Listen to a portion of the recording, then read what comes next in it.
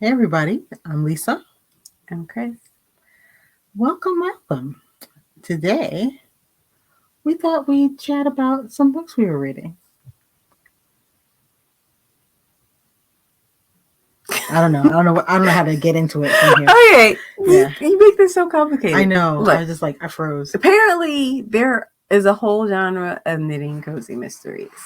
I think there's only like one series that's specifically crochet, but there's a bunch of knitting ones, and there's knitting, there's baking, there's photography, there's all kinds of like Embroidery. yes, crafty, cozy mysteries. And I have long been curious about this phenomenon. So I suggested we read some of these books. Yes. So Lisa read one and I read one. And we're just going to tell you about them because I know you're curious too. That's the thing. You don't want to admit it. Most of us would never pick these up. But you're curious too. So. All right, I'm going to start off with this. I love a cozy mystery. I have watched 21 seasons of Midsummer Murders. So if you know what Midsummer Murders is, you know I love a cozy mystery.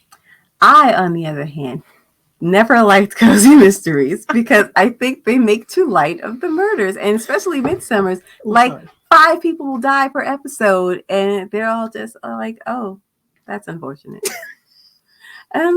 But I was like, okay, so this is not just like the knitting mysteries that's new to me. It's really like the whole cozy mystery genre that I've watched some on television, but I don't think I've read any cozy mystery books because they usually just don't appeal to me. Mm-hmm.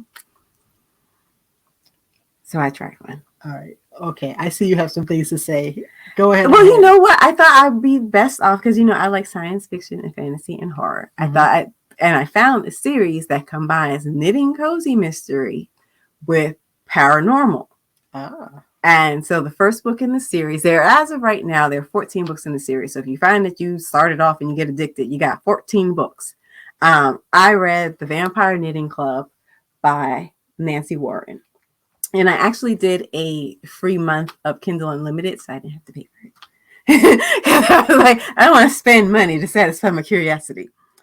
But it's about a woman named Lucy who doesn't knit, to be clear, who inherits a yarn store from her grandmother, and she has to solve her grandmother's murder. What's your book about? Okay. My book is Dyed in the Wool by Mary Kruger. And it is about a yarn store owner who walks in to find a body in her shop. And of course, she becomes the prime suspect. And she endeavors to clear her name by investigating the crime.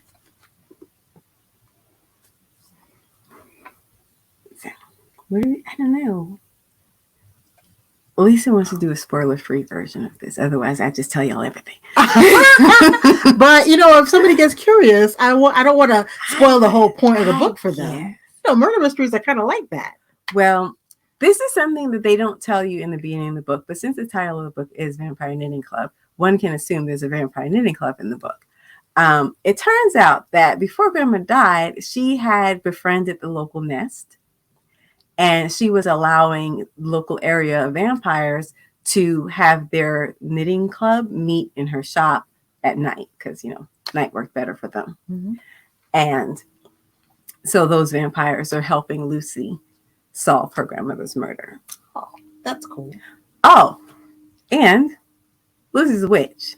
Oh. She didn't know she was a witch. She's just now coming into her powers, and she's having to figure out how to use her powers and solve this murder and run a yarn store in England, by the way, because she has one English parent and one American parent, and she grew up in the US, and so she visits Oxford often to visit her grandmother, but she's now basically relocating to a new country. Oh, wow. She's got a lot going on. Right?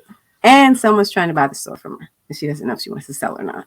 Oh, dear. Yeah. Lucy had a lot on her mind.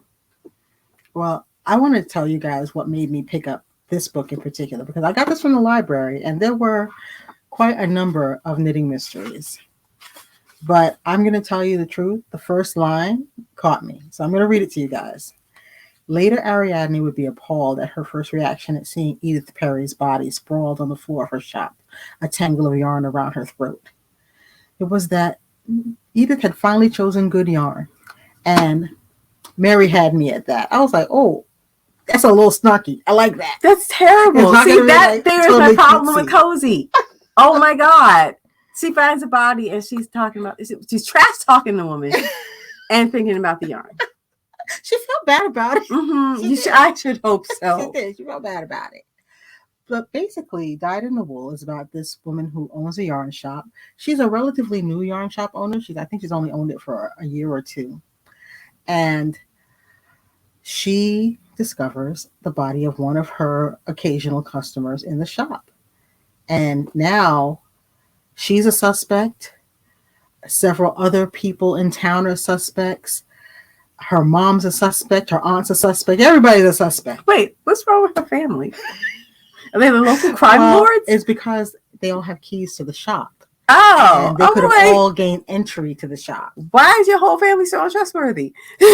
She is freshly divorced, and she's raising her daughter. On top of that, on top of everything else, she has a bit of a reputation from high school in town. So some of the more, let's say, upper crusty people still kind of give her the snake eye for a small incident that happened when she was in high school. Well, Lucy had a recent breakup. She dumped a boyfriend who was cheating on her. But don't you worry about Lucy, because at this point, it seems like she has to choose between handsome vampire Rafe or handsome detective Ian. And it just remains to be seen which way. I guess if she wants to decide, what body temp she likes her men at, because vampire is a little chilly. He's gonna be a little cool. Ian's got the whole warm blood thing happening, but so far, she's given the eye to both men. Well, Ariadne has her ex-husband who wants to get back together, but that's never gonna happen. And what we like to call around here, the ram in the bush. The detective who's actually investigating the case. And the two guys, they sizing each other up. They both know the other one is interested in Lucy. So there's a little tension anytime both the men are in the room. Now, it must be something if they can be a vampire in the room where you are, but okay. And she also she finds this cat outside her shop. And she eventually finds out this cat is her familiar. Ooh. So the cat is a little, smarter than your average cat. So she's also raising a new cat. She's got a lot going on. She really does. She really does. I have to say, I didn't hate it.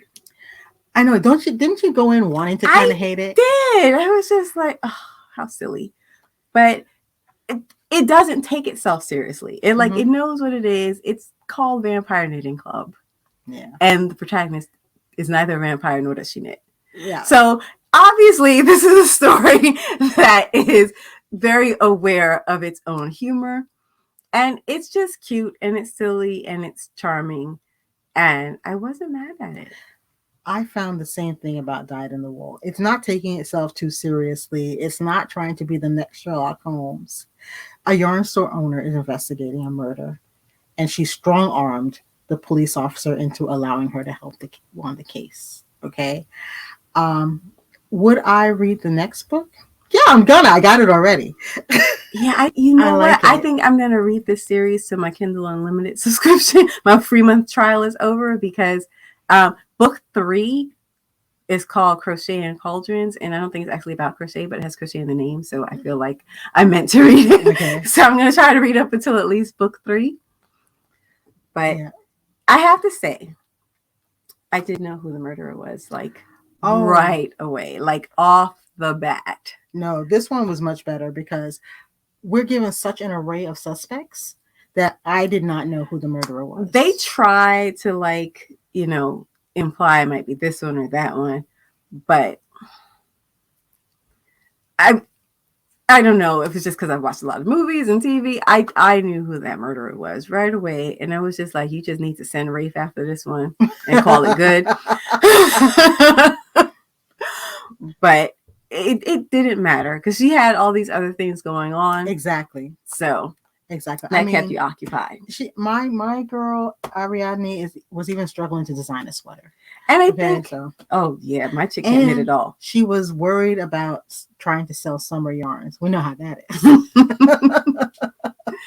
And my chick, I feel like it's okay that she wasn't the best detective because she's not a detective. Right. So like the fact that she was just like completely wrong about who the murderer might be and missed this one altogether, it was kind of okay because that's what you expect. She's 26 or 27 and she has no investigative experience. So it was okay that she was moving in the wrong direction, even though I felt like I knew who the murderer was and I was right. Mm-hmm. So it didn't bother me that I knew who the murderer was so soon because watching Lucy stumble and bumble was fine. It was fine. It was fine. And she's, she had to learn to use her magic and she's flirting with the guys and the vampires. Once she meets them, they're actually quite friendly. They take turns knitting her sweaters. Oh. So every like third day, someone would just leave a sweater in the shop for her. Oh, that's wonderful. Okay. I might have to read that one. But if you are not looking for some sort of hardcore mystery, no, that's not what this is. But something that is lighthearted, you can just relax and just shake your head and laugh sometimes. I can absolutely recommend Dyed in the Wool. What do you say about Vampire Knitting Club? I actually liked Vampire Knitting Club. Like I said, I think I'm just going to keep reading them until my free month is up because it's cute. It's absolutely cute. And I kind of want to know which guy she picks.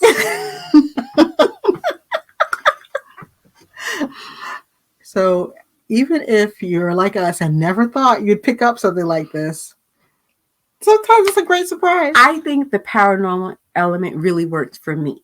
Okay. So I don't know that I would read yours, but if you take the yarn and add a little magic, turns out that's quite the recipe. So your choice is with magic or without magic.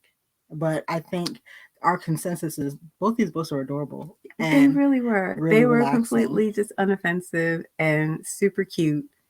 And not long either. It was less than 300 pages. Yeah, I don't even know how many mine was. This was a quick read. I would say 387 pages. Yeah, but she got a large print copy. Yeah, I did. It was the only version they had it in. Yeah, regular print, it might be a little shorter. It wasn't a problem.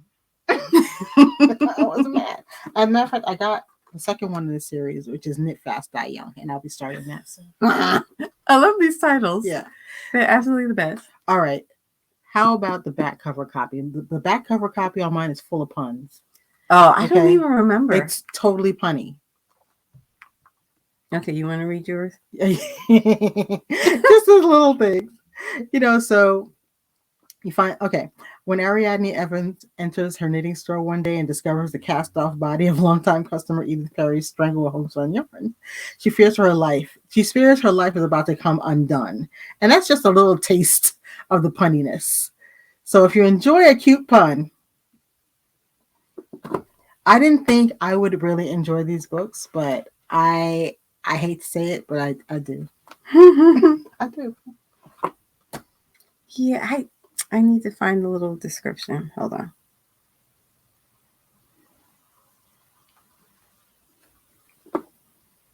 I got it. The cops are needling her for information. Oh, come on now. They took it too far. A bizarre pattern unfolds.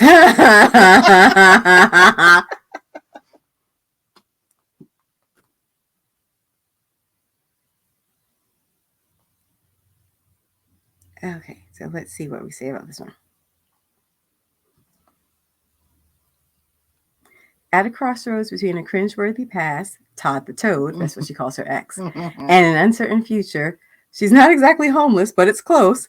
Lucy Swift travels to Oxford to visit her grandmother with Gran's undying love to count on and Cardinal Wolsey, that's the name of the shop, Gran's knitting shop, to keep her busy. Lucy can catch her breath and figure out what she's going to do. Except it turns out that Gran is the undying, or at least the undead.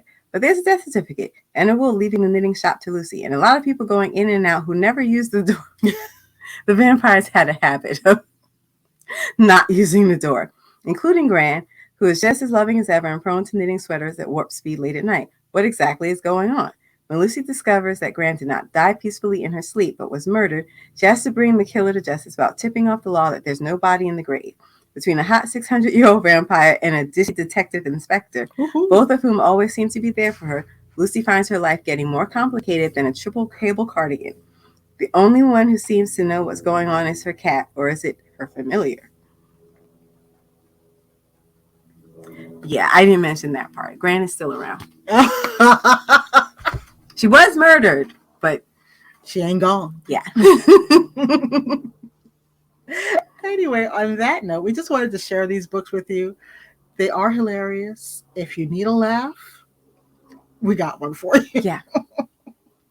Anyway, thanks for spending this time with us, and we will see you next time. Bye-bye.